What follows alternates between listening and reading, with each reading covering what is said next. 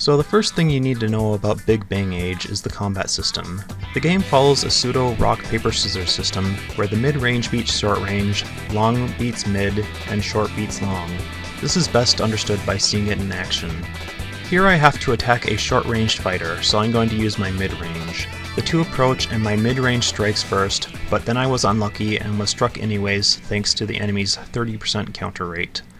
Next turn, I don't know who I'm fighting, but I'm going to assume it's the one with the most health, and I know from experience that blue uniform schoolboys are mid-ranged fighters, so I'll use my long-range guy. You can see that I dealt damage, but took none. Next I have to deal with a range fighter. Ranged foes will end up doing the most damage to your party.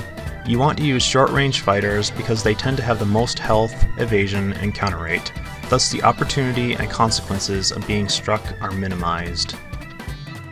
Another thing you need to worry about in battle is your stamina.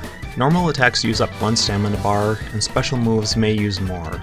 Your units will regain 1 stamina every turn while deployed in a location, regardless of whether or not they engage in battle, and 2 stamina while not deployed. Stamina can become a significant issue when you're fighting a different number of foes than you bring to the fight. The number of passes the two groups make against each other is equal to the number of fighters in the larger group. Be very cautious about deploying a small number of strong units to fight a large number of weak units, as you can put your guys out of commission in a real hurry by doing that. The last thing you need to worry about in battle is affinity. Every unit has a specific weakness, and can have up to 4 strengths. If a character is strong against his enemy's weakness, the strong character gets a 30% boost to hit, evasion, and counter rates. Affinities are consistent within unit types, so for example, all short-range schoolboys will always have the green circle weakness and no strengths. Not directly related to combat mechanics is capturing. Any enemy who has a red field behind their portrait can be captured if brought to 10 health or less. If you desire to capture enemies, bring characters whose attack power lines up with the enemy health to accomplish that end. Also be aware that you cannot quit combat until all combative passes have been made, so it's a bad idea to bring a troop of 6 to capture 2 people, and you'll likely be forced to slaughter them.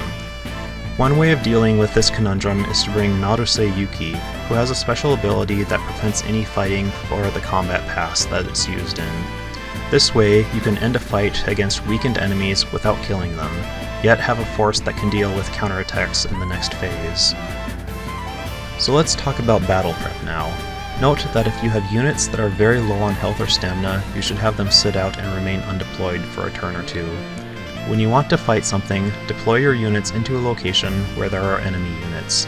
This is indicated by the white numbers on various regions. In the next phase, you can choose where to fight.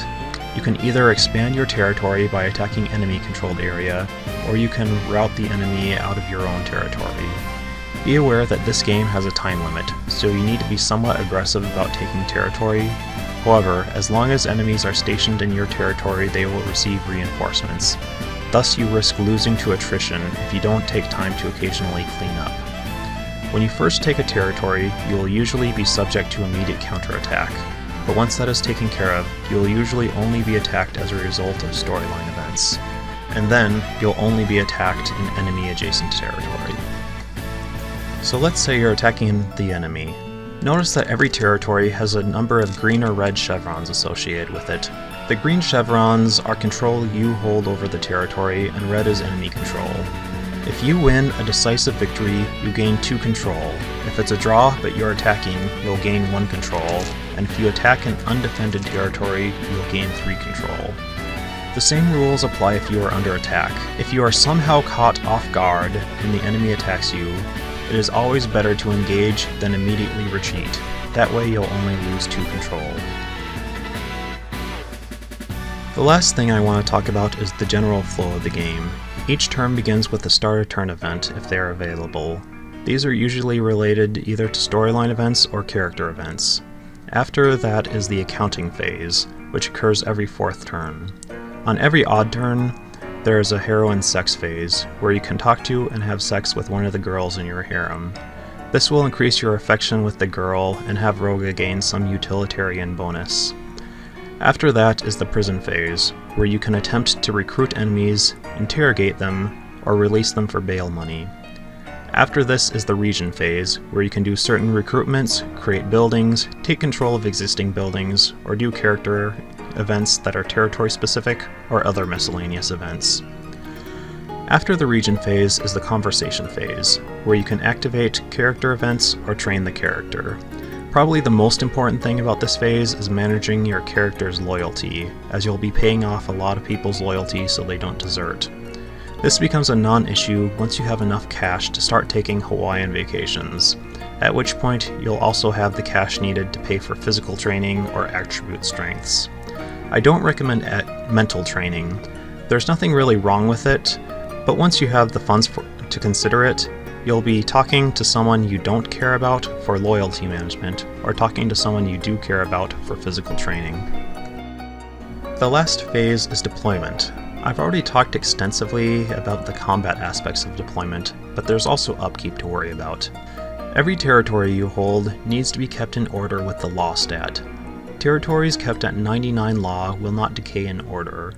When order is not held, you will need to pay some BP in order to restore order.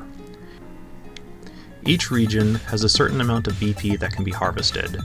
So right before every 4th turn, you want to station people according to their income stat, such that you will earn all the BP you possibly can while minimizing the disorder accrued. Note that income is much more important than order, because you can restore a region in complete disorder for only 10 BP, and it takes several turns of 0 law to enter that state of disorder.